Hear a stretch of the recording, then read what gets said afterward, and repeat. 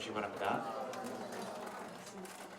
제자의 복음 8번째 시간입니다. 이 사람을 사랑할수록 저 사람이 싫어진다라는 제목으로 하나님 말씀 증거하겠습니다. 오늘은 제자로 부름받은 자들이 타인을 대하는 태도가 무엇인지 살피는 시간 갖도록 하겠습니다.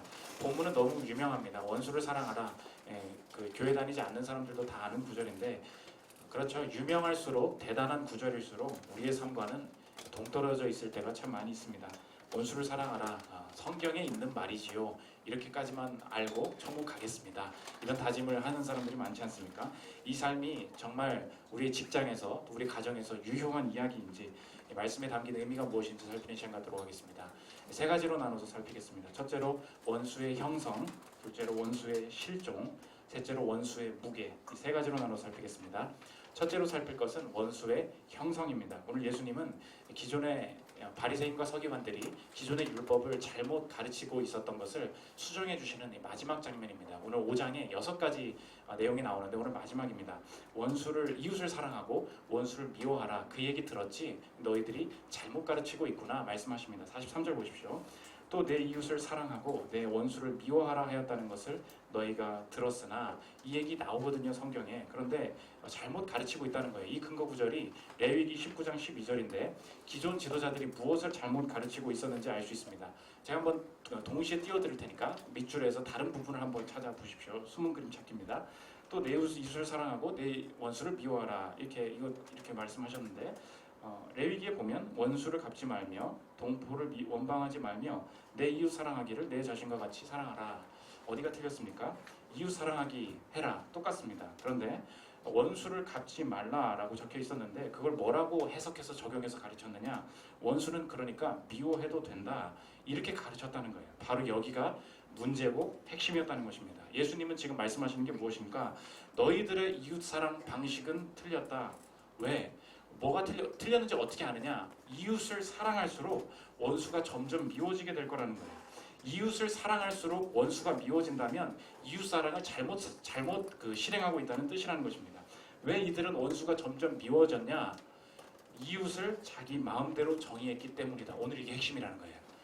이웃 사랑은 어떻게 되느냐? 내 이웃을 마음대로 정의하면 당연히 원수가 생길 거라는 거예요. 이 사람들이 이웃을 누구로 정의했냐? 우리 이웃은 유대인들이야. 하나님께 선택받은 유대인들이야. 이렇게 이웃을 해석을 했습니다. 그랬더니 하나님의 뜻은 그러니까 무엇이냐? 당연하죠. 우리 유대인들 사랑하는 것, 우리 유대인들 뜨겁게 도와주는 것이 하나님의 뜻이다. 그런데 그렇게 사랑하다 보니까 원수를 미워하는 게 아니라 자연스럽게 미워하게 되더라는 거예요. 왜? 자연스럽게 이방인, 다른 사람들은 미워하고 구분짓게 되더라는 것입니다. 오늘 본문은 우리가 사람들과 관계 맺는 중요한 그 원리를 보여주고 있는데, 이웃과 원수는 존재하는 것이 아니라 만들어지는 것이라는 것입니다. 다시 한번, 이웃과 원수는 원래부터 존재하는 것이 아니라 형성되는 거라는 거예요. 사람은 이웃을 만든다는 것입니다. 어떻게 만드냐? 이웃은 누군가, 내가 왜 가치 있는 존재인가? 나는 왜 안전한가? 나는 왜 존귀한가? 사람이 그것을 내 마음속에 나도 모르게 믿는 그것에 따라서, 그러므로 이 사람은 이웃이 되고 그러므로 저 사람은 원수가 된다는 거예요. 원래부터 있는 것이 아니라 형성된다는 것입니다. 내가 높아지는 것, 유대인 사회에 있어 보니까 내가 높아져요. 그러므로 내 이웃은 누구냐? 유대인들이라는 거예요. 내가 돈 버는 사람 옆에 있어 보니까 사람들이 날 인정해요. 그러므로 나는 어떤 존재예요? 돈 잘 버는 존재예요. 그러므로 내 이웃은 누구인가?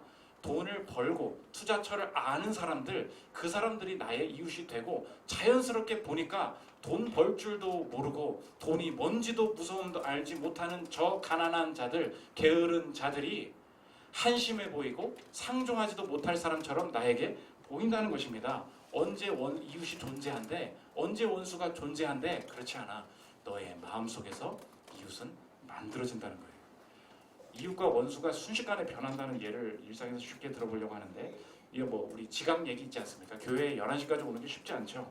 나는 맨날 11시까지 교회에 오는 사람입니다. 그런데 늦는 사람 때문에 자꾸 예배가 방해되는 거예요. 우리도 예배 가운데서 뒤에 누가 이제 늦게 들어오지 않습니까?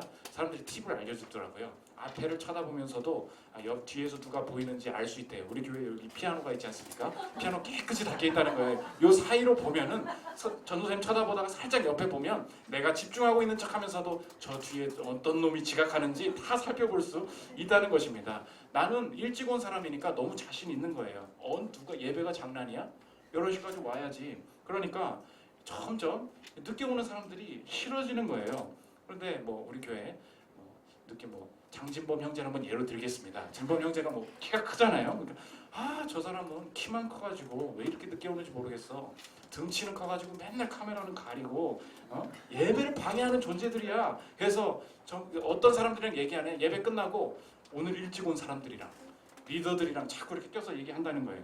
내가 스스로 훌륭하다고 생각하는 게 무엇입니까? 내가 일찍 온 거예요. 그게 나한테 너무 중요해지니까 그것과 반대되는 사람이 누구입니까? 지각하는 사람 점점 미워지더라는 거예요. 그러나 어느 날 내 인생이 내가 그렇게 지키기 쉽지 않다는 걸 깨닫습니다. 한국과 세네갈 축구 경기가 있는 거예요. 새벽에 경기를 하는 거예요. 나는 토요일부터 일찍 자고 일찍 예배 오는 사람인 줄 알았는데 축구 실컷 봤더니 10시 30분이에요. 11시예요. 내가 늦은 거예요. 모두 예배를 잘 드리고 있는데 나만 지각합니다. 어떡하지 하는데 뒤따라 들어오는 사람의 소리가 들려요. 발소리를 딱 보니까 장진범 형제인 거예요. 그 사람이 들어온 거예요. 편하게 문을 열고 들어옵니다. 내가 이렇게 지금 쪽팔리게 들어가려고 하는데 야 진범아 너는 이렇게 부끄럽지도 않니? 그러니까 그 사람 대답하는 게 괜찮습니다. 우리 교회 사람들 착합니다. 그러면서 편하게 들어가는 거예요. 여러분 한번 생각해 보십시오. 나와 진범 형제 모두 지각하지 말아야 된다는 거 인정해요. 옳고 그름의 문제가 아니라는 것입니다. 그 순간 그 사람의 이웃은 누구입니까? 나랑 같이 지각한 사람, 내가 같이 들어가 주는 사람, 나에게 안전함을 주고 내게 다시 기회를 주고 나를 따뜻하게 내가 다시 살아날 수 있게 만드는 사람, 그 사람이 내 이웃이 된다는 거예요. 우리는 저 사람이 나쁜 행동을 했기 때문에 제가 미워하는 거고요. 저 사람이 올바른 행동을 했기 때문에 제가 칭찬하는 것입니다 라고 이야기해요. 그렇지 않다는 것입니다. 내가 누구냐, 그 정의에 따라 순식간에 이웃과 원수가 바뀌더라는 것입니다. 오늘 예수님 메시지가 뭔가 너의 생각대로 이웃을 만들어 놓고 하나님 저는 이웃을 사랑합니다. 제 가족을 얼마나 생각하는데요. 제 팀원들을 얼마나 챙기는데요. 그렇게 말하지 말라는 거예요. 내가 생각하는 내 정체성, 무엇으로 내 삶이 의미 있어지느냐를 생각하는 거에 따라 이웃은 만들어진다. 원수는 만들어진다는 거예요. 그러므로 오늘 제목과 같습니다. 하나님이 아닌 다른 것으로 저와 여러분의 의미를 찾을수록 여러분 삶에 나타나는 현상이 무엇이냐? 이 사람을 사랑할수록 저 사람이 싫어질 거예요. 오늘 얼마나 그렇게 보면 이 말씀이 우리의 삶에 걸리는지 우리의 삶에 적용할 때 제가 한번 이렇게 던져보겠습니다. 한번 우리의 삶에 얼마나 이 이웃과 그 원수를 내 정체성에 따라 나누는지 들어보십시오. 저는 젊은 사람입니다. 그래서 나이 든 사람들은 싫어요. 다시, 나는 일처리가 빠르고 정확한 사람입니다. 그래서 실수하고 느릿느릿한 사람만 보면 분노가 치밀어요. 저 사람들은 회사에 없어야 돼요. 저는 의리가 있고 이타적인 사람입니다. 이기적인 회사 사람들, 법카로 커피 긁는 사람들 보면 정말 치가 떨려요. 어떻게 저렇게 남의 것을 함부로 훔치는지 모르겠어요. 저는 스스로 돈을 벌어본 사람입니다. 그래서 돈 벌 능력이 없는 사람들은 그냥 한번 가난해 봐야 돼요. 우리가 어느새 이렇게 얘기하고 있잖아요. 저는 성숙하고 연륜이 있는 사람입니다. 그래서 교회 오면 젊은 애들이 한심스러워요. 저 여러분이 하나님 안에서 내가 왜 존귀한 존재인지 찾지 못하면 내가 생각하는 이 원수들이 사회와 내 삶을 가로막고 있을 거라고 생각할 것입니다. 그들 때문에 내 인생과 내 가족은 더 어려워질 거라고 생각한 거예요. 그래서 유대인들은 더 폐쇄적이 됐습니다. 우리는 이렇게 얘기하죠. 선생님 무슨 상관입니까? 저는 그들이 어떻게 되든 상관없습니다. 내가 원하는 이웃만 사랑하면 되죠. 왜 그게 문제입니까? 이렇게 얘기할 수 있습니다. 이런 분들 계시죠. 주변에 보면 저는 가족이 전부인데요. 저는 우리 회사 사람들만 챙기면 되는데요. 이 친구들만 있으면 되는데요. 왜 이렇게 살면 안 됩니까? 아니에요. 왜 그러냐? 내 인생의 가치는 이제 하나님도 없고 내 인생의 가치는 이제 그 이웃들이 내게 이제 절대적인 존재가 되기 때문에 그 이웃들에게 이제 더 내가 집착하게 된다는 것입니다. 보십시오. 내가 친구랑 노는 게 전부였어요. 그러나 여러 사정으로 이제 친구들이 뿔뿔이 흩어졌다면 내 인생의 낙은 어디 있는 거예요? 나는 가족만 사랑한다고 했습니다. 가족만 지키면 된다고 생각했어요. 그런데 그것이 내 삶의 전부였는데 내 삶에 이 가족에 치명적인 문제가 생겼다면, 내 자녀만 사랑하면, 이 자식만 잘 키우면 된다고 생각했는데 이 자식에서 문제가 나타났다면 내 인생은 무슨 의미냐는 거예요. 아내만 남편만 사랑하면 끝이라고 생각했어요. 왜 교회 공동체가 필요해요? 가족이 중요한 거지. 그런데 그 사랑을 아무리 누려도 아내로부터 오는 사랑이, 남편으로부터 오는 사랑이 부족하고 오히려 내가 챙겨주고 뭔가 헌신해야 될 상황이라면, 지금 성경은 말하는 것은 무엇이냐? 내가 정의하는 이웃은 실제로 나를 지켜주지 못하고 오히려 내가 이제 이웃을 지키러 가야 되는 올무에 사로잡히게 된다는 것입니다. 언제 우리가 이웃과 원수의 경계가 사라지게 만드느냐? 나를 존귀하게 만드는 것은 무엇인가? 내 안에서 나오지 않고 하나님이 나를 사랑하시는 것, 밖에서 온다. 이것을 깨달을 때에만 자유로울 수 있다는 것입니다. 저 여러분이 실패할 때나 성공할 때, 혹은 친밀한 친구가 있을 때나 없을 때, 혹은 원수에게 공격을 당할 때나 안 당할 때 언제나 내 삶이 존귀하며 가치 있고 희망이 있다, 잘 가고 있다, 그렇게 판단할 수 있는 일관된 이유 한 가지가 있냐는 거예요. 내가 사업 실패했어도 내 인생은 지금 존귀한 것입니까? 그 확신이 있으십니까? 사업이 잘 돼가도 이것이 문제가 아니에요. 하나님 안에서 내 인생이 교만하지 않는다. 여전히 나는 하나님 앞에서 그것 때문에 가치 있는 존재다. 그 확신이 있으십니까? 내 존귀함의 근거를 나에게서 찾지 않는 신학, 이것은 기독교밖에 없다는 거예요. 뭐라고요? 내 존귀함의 근거가 내게 있지 않다. 이건 기독교가 가르치는 것밖에 없다는 것입니다. 그러니까 그걸 알 때 상대를 보는 눈도 바뀌는 거예요. 그 상대의 어떤 스타일도, 어떤 그 능력도 그 상대의 존귀함을 침해하지 못한다. 그러니까 상대를 보는 기본적인 마인드 세팅이 바뀐다는 것입니다. 그래서 이걸 아는 사람만 양방향의 자유가 생겨요. 그 사람이 나를 향해 비판합니다. 내 실력이 뭐라고 말합니다. 그때도 알아요. 저 사람의 나를 향한 평가가 내 미래를 가로막지 못할 것이다. 왜? 나는 누군데요? 하나님이 창조된 존재예요. 그분 안에서 할 일이 있는 존재다. 내 능력으로 구애받지 않는다. 하나님이 제한된 능력 속에서 하실 일이 있으시다. 이 확신이 다른 사람이 나를 향한 평가 때문에 내 삶의 진로가 바뀌지 않아요. 그 확신이 있다는 것입니다. 그 반대로 다른 사람을 볼 때도 마찬가지예요. 저 사람이 내 의견과 달라도 저 사람의 존귀함을 내가 무너뜨리지 않아요. 돈을 벌지 못합니다. 내 의견과 달라요. 그러므로 저 사람은 필요 없고 없어도 되는 존재라고 말하지 않는다는 거예요. 우리가 안락사 이런 문제가 왜 나옵니까? 근거가, 베이스가, 전제가 뭐예요? 지능이 인간의 존엄의 근거라는 거 아닙니까? 지능이 다 했으면 죽어도 된다는 거예요. 식물인간을 뭐하러 살려놓냐는 것입니다. 존귀함의 근거가 하나님께 있는 것이 아니라 지능이 산 것이 인간이야. 이렇게 생각하다 보니까 사람들이 점점 어떻게 가요? 그냥 죽여버려.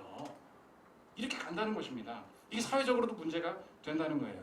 오늘 첫 번째 결론을 맺으면, 성경은 여러분에게 원수 보이지? 진짜 밉지? 한번 노력해봐. 사랑해봐. 이렇게 말하지 않는다는 거예요. 왜 원수가 생기고 왜 이웃이 생기는지 아니? 너는 무엇 때문에 가치 있는 존재인지, 너 자신을 향한 생각이 변하지 않을 때까지 원수는 사라지지 않을 거야. 이웃은 바뀌지 않을 거야.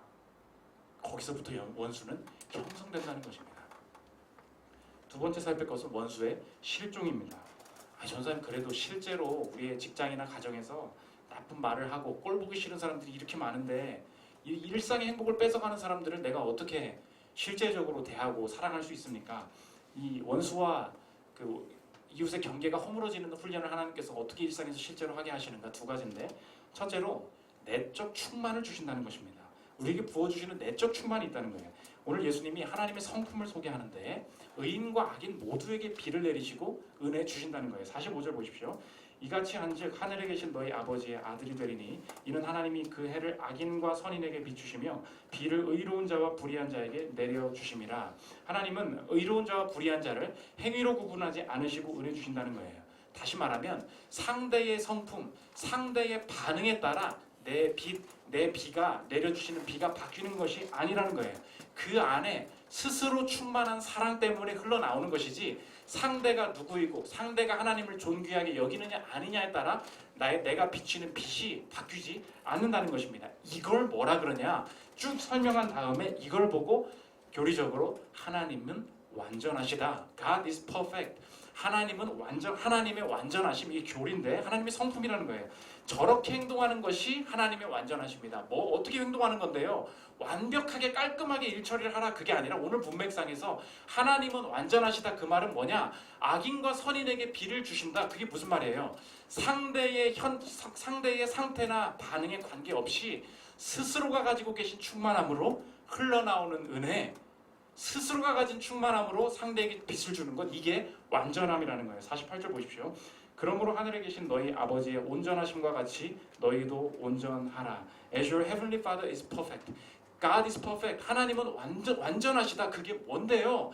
내 조건과 관계없이 여전히 오늘 아침에도 여전히 오늘도 내게 길 열어주시고 은혜 주신다. 나로부터 나오는 게 아니라는 것입니다. 그 완전함의 특징을 우리의 삶에 적용하면 그래서 어떻게 되느냐? 우리도 마찬가지라는 거예요. 하나님께서 나를 아시고 사랑하신다라는 충만함이 내 안에 있을 때 나를 오늘 우리도 온전하라 그러잖아요. 어떻게 우리가 완전할 수 있습니까? 업무 처리를 완전하고 하루를 완전하게 살아내라는 게 아니에요. 완전함은 무엇이냐? 상대의 반응과 상태에 관계없이 하나님과의 관계로부터 오는 충만함으로만 반응하는 거예요. 모든 상황에서든 누가 뭐라고 합니다. 성적이 어떻게 나왔습니다.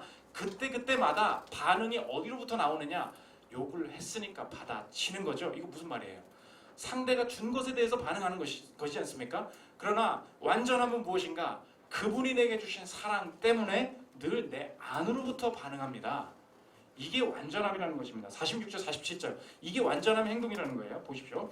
너희가 너희를 사랑하는 자를 사랑하면 무슨 상이 있으리요? 세리도 이같이 아니하느냐?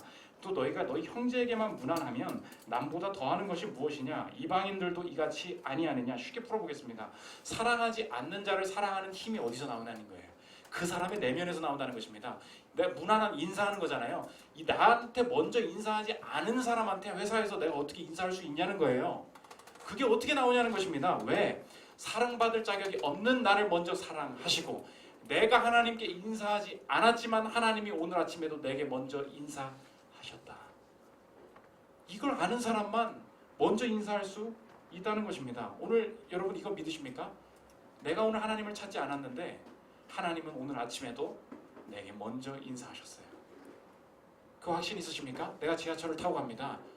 내가 하나님을 먼저 찾지 않았어요. 그러나 찾기 이전에 하나님이 내 마음에 먼저 인사하셨다고요. 이 확신이 있으시냐는 것입니다. 예배가 뭔지 아십니까? 예배는 내가 찾아오는 것이 아니라 하나님이 부르신다는 거예요. God calls. 부르신다는 것입니다. 하나님이 먼저라는 거예요.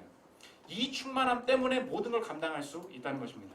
이 충만함 하면은 생각나는 영화 장면이 있는데 젊은 우리 교회 사람들이 나보고 맨날 좀 요즘 나오는 영화 좀 보고 좀 이렇게 어벤져스도 좀 설교 좀 하고 기생충도 좀 설교 좀 하고 저한테 자꾸 그러는데 죄송합니다.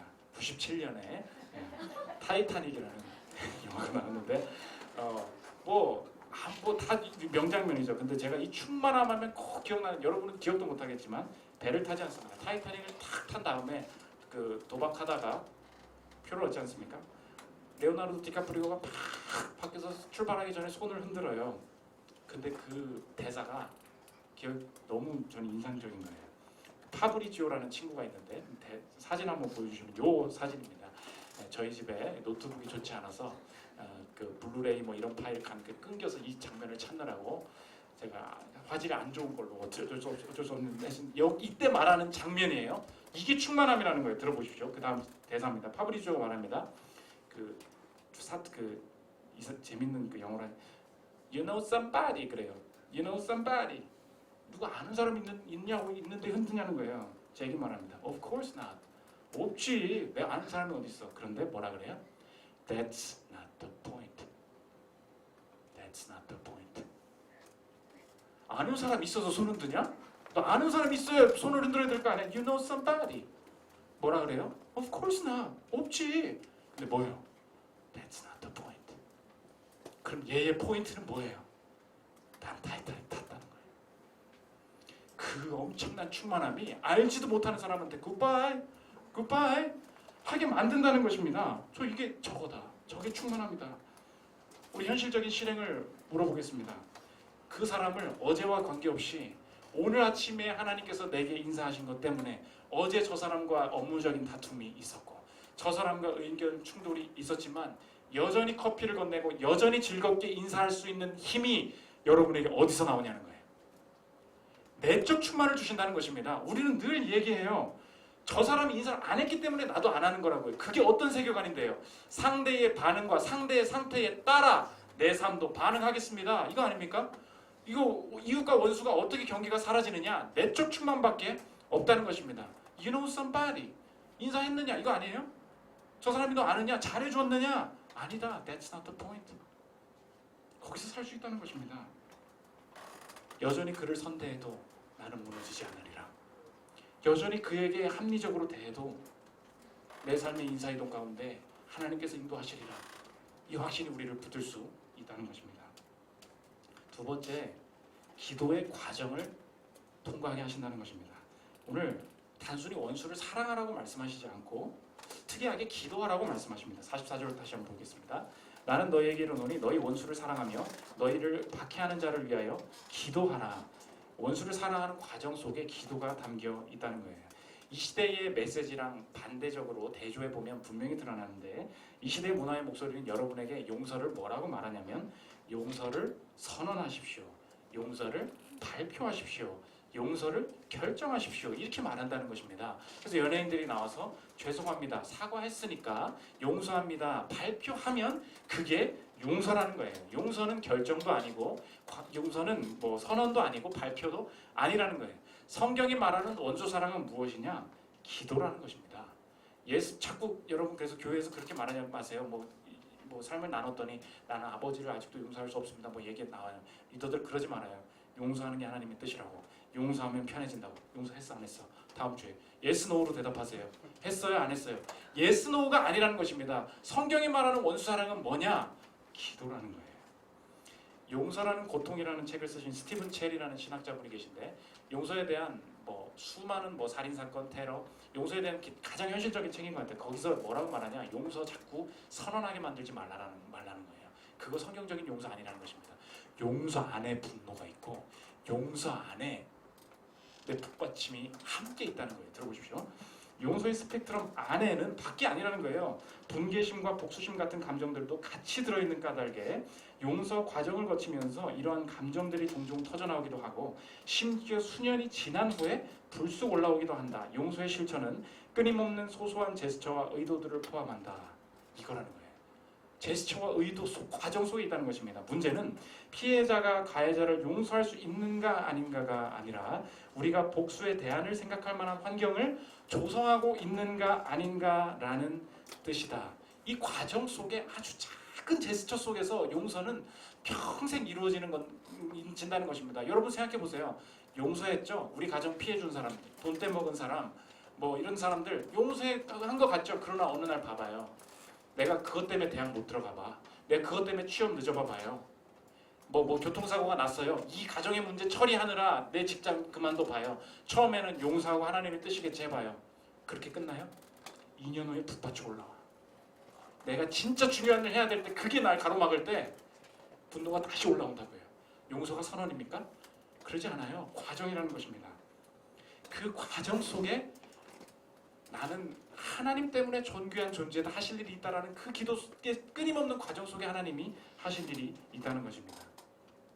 내과 의사 이야기 한번 하려고 하는데 내과 젊은 의사분이 내과 대장 내시경을 해주셨습니다. 근데 대장 내시경 환자가 좀 어르신이었어요. 방사선 치료까지 받았던 장이 좋지 않은 70대 할머니를 처음으로 대장 내시경을 했다는 것입니다. 그냥 평범하게 잘못한 건 없는데 너무 약하다 보니까 장에 천공이 생긴 거예요. 근데 나는 내과 담당이고 이 사람 환자는 과가 다르지 않습니까? 외과에서 들어온 환자였기 때문에 외과에서 이 사람을 총괄을 해야 돼요. 그래서 너무 자기가 직접 만나서는 안 돼, 구별돼 있으니까 천공이 생기니까 기도하면서 이 할머니가 회복됐으면 좋겠다. 그렇게 했으니까 보니까 회복되어 가고 있었다는 거예요, 이 할머니가. 근데 시간이 한참 지났는데 별말 없었던 외과에서 외과 과장님이 그 할머니의 사위를 들고 자기 사무실로 쳐들어오더라는 것입니다. 그럼 뭐라 그러냐? 이 사위가 이 사람이 내시경을 해가 이 젊은 사람이 이렇게 내시경해서 이렇게 된 거다. 그동안 이 사람이 당신을 피해왔다는 거예요. 당신 만나지 않으려고 자기가 그 잘못한 거 감추려고 이렇게 했다는 것입니다. 뭐라 그러냐? 너 코빼기도 안 보였지? 막 사위가 화를 내기 시작합니다. 아니 안 만나려고 그런 거 아닌데 갑자기 이렇게 다가와가지고 약속도 잡지 않고 이렇게 하니까 화가 나더라는 것입니다. 내과 선생님들한테 아니 제가 그렇게 안 하려고 했는데 이거 왜 이렇게 됐을까 그랬더니 내과 사람들까지 들고 일어난 거예요. 너한테는 아무 법적 책임이 없고 외과에서 일 처리를 잘못했다고. 그래서 이게 어떻게 됐냐? 병원에서 내과 대 외과 과의 싸움으로 번지기 시작했더라는 것입니다. 그런 식으로 일 처리하면 누가 책임을 이렇게 처리하면 되느냐? 마음이 불편한 거예요. 하나님께 기도하면서 마음에 들었던 생각이 뭐냐? 법적으로 내가 아무 잘못이 없고 내 의도도 선했어요. 내가 피하려고 한 것도 아니었습니다. 그런데 하나님이 내게 주시는 생각이 뭐냐? 외과, 내과 문제가 아니잖아. 마음 주시더라는 거예요. 할머니가 안 해도 될 수술 받게 된 거 맞잖아. 외과, 내과 문제가 아니잖아. 그래서 외과 놈들 나쁜 식으로 날 매도하면서 이런 식으로 일을 처리하려고 해? 이 마음 갖지 않고 기도의 과정에서 아까 내적 충만함이라고 했죠. 외과에서 내 정당함을 지킨다고 해서 내 인생의 미래가 지켜지는 것이 아니다. 하나님 안에서 내적 충만함 속에 하나님이 원하시는 반응만을 한다. 법적인 것에 맞게 지나가는 것이 내 삶의 안전을 지키는 것이 아니다. 이 삶에서 하나님께서 내게 원하는 방식으로 이 문제를 해결하리라 병실로 찾아갔어요. 담당했던 의사입니다. 할머니 할아버지가 한참 쳐다보더라는 거예요. 눈물을 흘리면서 이 의사분 고백입니다. 들어보십시오.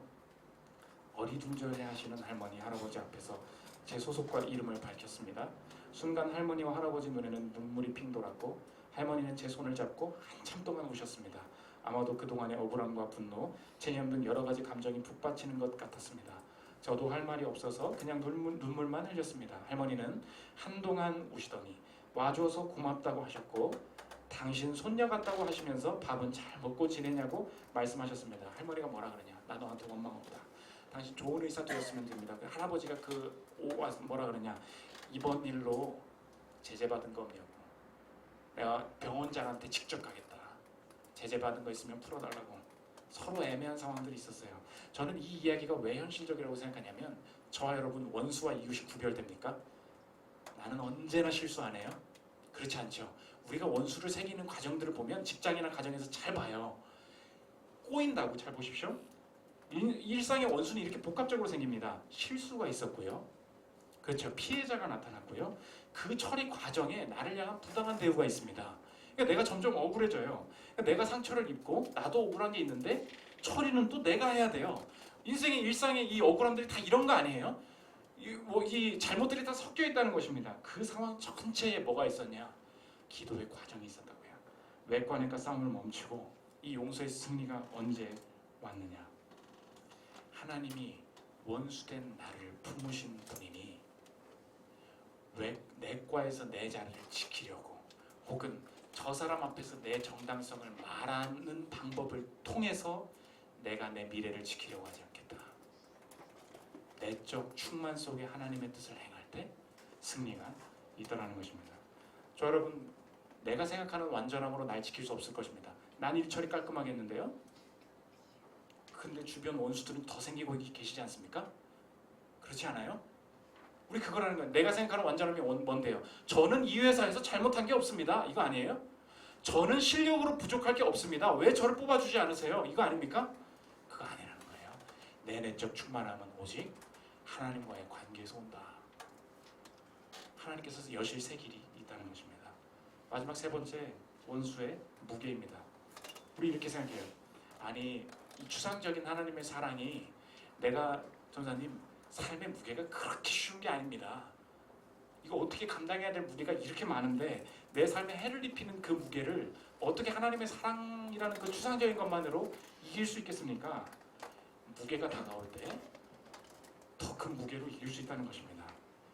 예수님께서 이 땅에 오셔서 우리에게 하신 일이 무엇이냐? 우리는 하나님이 나를 사랑하신다 그렇게 생각해요. 그런데 성경은 자꾸 뭐라고 말하냐? 무게가 있지. 예수님의 사랑은 무게였다는 거예요. 더 무거운 무게였다는 것입니다. 우리 인생의 가장 큰 무게가 무엇입니까? 취업 그 사람한테 나쁜 평가 받을 것 같은 무게, 미래가 우리 가정의 미래가 어려워질 것 같은 무게, 그렇지 않아요. 하나님이 내 삶에 복 주실까? 라는 무게라는 거예요. 내 인생의 가장 큰 무게가 무엇입니까? 내가 하나님과 원수되어서 당해야 될 가장 큰 무게가 하나님과의 껄끄러움, 죽음이었다는 것입니다. 하나님 앞에서 충분하지 않은 것 같다는 죄의 무게, 이게 늘 내 안에 있다는 거예요. 그런데 하나님께서 가장 큰 내 삶의 무게를 자신의 목숨으로 이기셨다는 것입니다. 로마서 5장 10절 보십시오. 곧 우리가 원수 되었을 때에 그 아들의 죽으심으로 말미암아 하나님과 화목하게 되었은즉 화목하게 된 자로서는 더욱 그의 살아나심으로 말미암아 구원을 받을 것이니라. 하나님과의 원수 때에 죽음에 대한 무게를 스스로 무엇으로 감당하셨는가? 스스로의 목숨으로, 스스로의 피값으로 예수님께서 감당하셨다는 것입니다.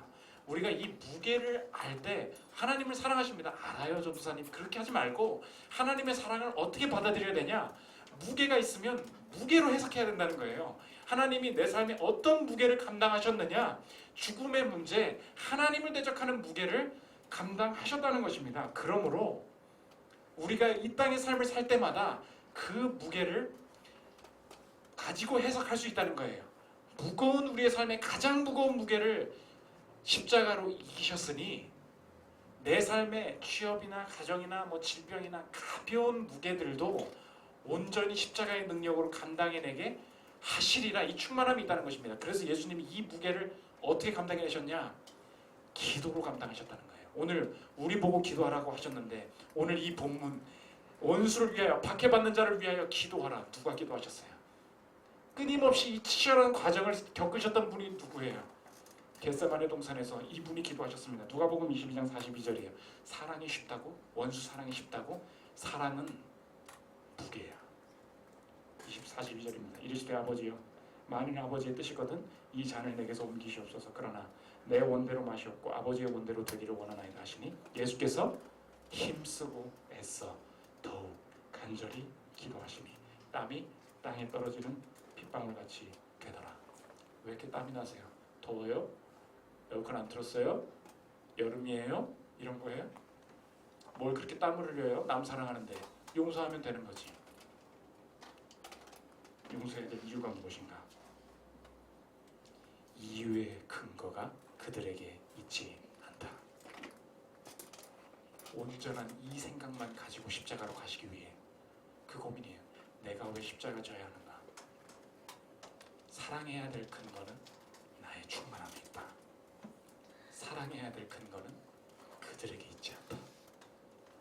내가 왜 다 감당해야 되는가? 그들에게는 어떤 근거도 있지 않고 내가 그들을 사랑하는 것만이 유일한 근거이기 때문이다. 이 온전함을 지키시기 위해서 땀 흘리셨던 거예요. 우리가 이 기도를 볼 때 알 수 있습니다. 두 가지예요. 첫째, 그 무게가 내 안에 있다면 첫째, 내가 원수였으나 죽음에서 건짐받은 자로 내가 서 있기에 나는 누가 내게 뭐라고 하고 어떤 삶의 사업의 무게가 내게 다가와도 그 평가가 그 상황이 나를 무너뜨릴 수 없다. 왜? 내게서 조건을 찾지 않으시고 온전히 은혜 주시고 온전히 다시 회복시키겠다고 약속하신 그분의 사랑이 내게 충만하기 때문이다. 이게 그때 원수의 경계가 사라지는 거예요. 두 번째, 그 충만함 속에서 하나님께서 내게 고민하게 하시는 상황이 분명히 있을 것이다. 그때에 다시 자꾸 내 옛 정체성이 나와서 나는 실력 좋은 사람인데요, 나는 잘못한 게 없는데요 라고 말하지 아니하고 온전히 나의 충만함으로, 예수님의 충만함으로 나를 용서하셨듯이 나도 하나님과의 관계로부터 오는 충만함으로 그 의사처럼 원하시는 대로 일을 해결해 나갈 때 그 무게가 아무리 무거워도 하나님께서 주시는 새로운 승리가 열리리라. 이것이 무게를 이기는 더 큰 무게라는 것입니다. 오늘 십자가의 무게가 우리의 삶을 온전히 지탱하고 있음을 깨닫고 그 능력 가운데 다시 일어나는 힘을 얻는 저 여러분들 되시기를 기도합니다. 우리 죄 위에 죽으신 주 찬양하고 기도하는 시간 갖도록 하겠습니다.